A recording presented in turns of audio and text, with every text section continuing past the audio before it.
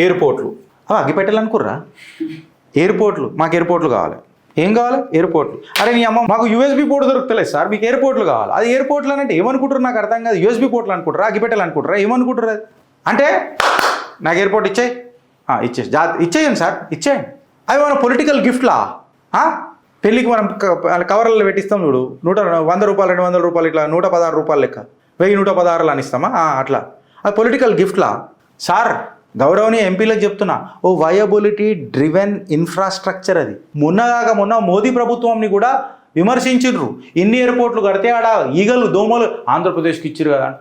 ఆంధ్రప్రదేశ్ గంగల పడని మనకేం సంబంధం? ఇప్పుడు వాళ్ళు బతుకుతున్నారు కదా, వాళ్ళు బతకని.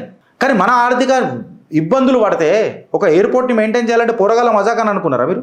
15 ఉడాన్ ఎయిర్పోర్ట్లు సెంట్రల్ గవర్నమెంట్ పార్లమెంట్లో స్టేట్మెంట్ ఇచ్చింది. ప్యాసింజర్లు లేరా ట్రావెల్ చేయడానికి. ఎయిర్పోర్ట్లు కబుత్తర్ల రెట్టలకు పరిమితమవుతున్నాయి. దేనికి? కబుత్తర్ల రెట్టలకు.